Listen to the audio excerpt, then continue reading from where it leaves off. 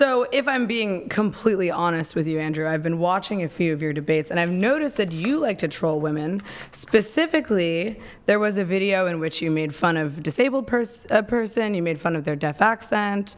You do that consistently. You've called women whores. You've called them satanic. No, I don't call them whores. I literally just watched a video of you. You didn't watch a video of me calling women whores. You called her a satanic prostitute whore. You just did it. If she was a prostitute and a Satanist, yes. Well, she wasn't a Satanist. She was a sex worker. But no, she was a Satanist. Am I answering the question, or are you answering the question? Yeah, but I'm not going to let you lie. I'm not going to let you lie. She was a. I think the question. If a person is a Satanist and a prostitute, are they a satanic whore? But she didn't call herself. Can you answer my question? She didn't identify. But she did. She did though. If you're a Satanist and a prostitute, then you're a satanic whore. You see how that works? Yeah, I see how that works. Do you? Here's what I'm trying to say. You're so emotional. Calm down. Answer the question. Look at him. He's trying to do it to me. Are you trying to upset me? Answer the question. It's not working, baby. I don't know. It looks like it's working.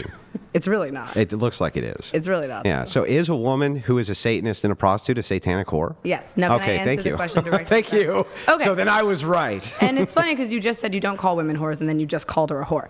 But no, I make descriptive statements on what is a whore. Let me answer the question. I don't think it was. I make a descriptive statement on what is a whore. Somebody paid a ridiculous amount of money to ask me a question, and I would like to answer. I can't wait to hear it. Okay. To be honest with you, Andrew, I think you debate in bad faith. The whole concept of I'm trying to dominate my opponent is not necessarily the way to debate. If you're trying to reach a common ground and create a mutual consensus, that is a bad faith debate. I literally just allowed my entire worldview to be up for internal critique. I didn't even push back once, and you still came to my conclusion without me pushing back at all. That is the epitome of good faith. We haven't gotten to your conclusion, Andrew. We did. You agreed that men have no obligation to enforce male privilege after saying you descriptively agree with force doctrine. But men also done. Okay, but men also have no obligation to enforce their own rights. Great.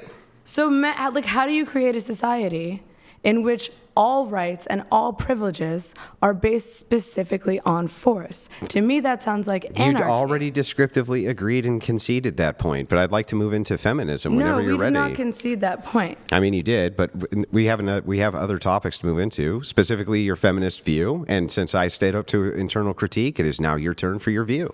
Okie dokie. I just don't think it's morally correct to say you do not deserve rights unless you can physically fight for them. Great. What do you base your morality on? I base my morality on basic concepts of ethics, Kantian morality, Rousseau's philosophy of ethics. I think that. So Kantian ethics, you're a universalist ethicist, you're a deontologist? No, I wouldn't say. Honestly, I feel like neither consequentialism nor deontological ethics fully encapsulate. So you're a threshold deontologist? I don't know. I think there's merit to both arguments. Okay, so what do you base your morality on?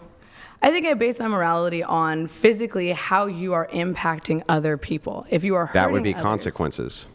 Sure, but intent does play kind of a part in consequences. That would be consequences as well. So if I have the intent to do good things and bad things happen to you, you'd say I shouldn't be doing those good things to you, right? No, that's why I'm saying I think that there's a gray area between consequentialism and deontology. So threshold deontology. Sure. Okay, great. So you're a threshold deontologist. Can you tell me what you base that on other than your own personal perspective? Do you not believe that it's immoral? It's not my turn to answer questions. Your turn for the internal critique. Do you not believe? Well, I believe it's immoral to hurt other people. It is inherently wrong to hurt others. And what makes it inherently wrong?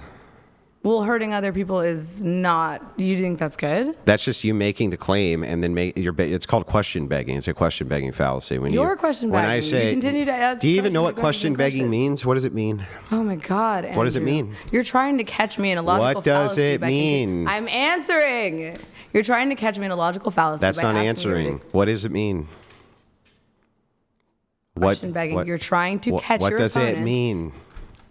It doesn't mean you're trying to catch your opponent. That's not what question begging means. Will you let me finish? Yeah. Okay. What's it mean? You're trying to catch your opponent in a logical fallacy by asking them questions that inherently create a dissonance. What the fuck are you talking about? That is not what the question begging fallacy is. So then how do you define it? It's not a definitional thing. It's a fallacious thing. When I ask you, is this inherent? You say, listen, it's inherent because it's inherent. It's inherent because it's inherent. That's not what I said. Great. What makes it inherent? What makes your morals inherent? What makes not hurting somebody else being bad inherent? You don't think that hurting other people That's is bad? asking me a question, not answering it. What makes hurting other people bad inherent? Inherently, you are denying them the right to their bodily autonomy. Yeah, but what makes that bad? It's bad because it's hurting them. Hurting someone is what physically makes bad. that bad? You don't think that hurting something That's someone is asking bad? me a question, not answering it. It's bad because it's immoral. It's bad because it's bad. Now you have done a circular, fallacious argument. Sure. What is bad? This thing over here, that's bad. What makes it bad? The fact that it's bad. Why is it bad? Because it's bad? Is that why it's bad? You sound like Is a it cat in the bad hat. because it's bad because it's bad? It is inherently wrong to hurt other people. Yeah, what makes it inherently wrong to hurt other people? It is inherently wrong to hurt other people because you are denying them their free will, you are causing them physical pain, and you are participating and exacerbating in suffrage and suffering. What makes that bad, though? You don't think that causing other people to suffer is That's asking me bad. a question. Asking me what makes it bad doesn't describe for me what makes it bad. Hurting someone is bad Because you are denying them their right to free will. Yeah, but what makes that part bad? And perpetuating suffering. Yeah, but what makes that part bad? You don't think that suffering is bad. No, that has nothing to do with what I think. It does have everything to do with what Here's how this you think. conversation is going, just so you know. Sure. I'm like, is eating candy bars bad? And you're like, it's bad. I say, what makes eating candy bars bad? And you It's say, well, unhealthy. because it's unhealthy for you. And I say, but why is being unhealthy bad? And you say, because eating candy bars is bad. You are causing physical harm. Okay, so you are disrupting society. So eating a donut is immoral? I'm not talking about candy bars anymore. Is eating I'm a talking about donut your immoral? initial Is eating a statement. donut immoral? No, because you're not causing a physical harm You're to anyone causing else. physical harm? To someone else. It is an exercise So of is your free making will. donuts immoral? No. But even if people are going to eat them and it causes them harm? But eating one donut is not going to cause someone physical harm. Yeah, but if you there's eat a donut in excess, then that causes someone physical harm. But that is not something that you are policing. If you make donuts and then force someone to buy and eat 10 Got it. donuts in front of you, then that Okay. would be causing a physical harm. When you say the word inherently, what you mean is something which is like based inside the human experience? What do you mean by inherently? I mean, on an instinctual level, does it not Instinctual. hurt someone to cause harm? Although, of course, there are people I'm just who asking are what do sociopaths you and mean don't by feel that. inherently? I mean inherently as in on a very basic, it is a fact, inherent fact. Inherently, it means it's a fact. I'm just saying inherently as in it is implicit throughout every culture. Well, not every culture, but like it's implicit. Okay, inherently means implicit. So it means always, like always something. It's inherent. It's like always this thing.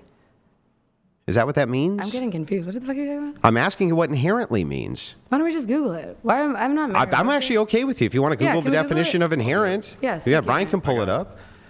I'm not trying to get a got you on the definition. I just want the definition. Okay, yeah, then let's pull it up. Existing in something as a permanent, essential, or Like always. characteristic That's what I said. attribute. I said always. So I just want to make sure. Hang on. Yeah. Existing. Read the rest of it.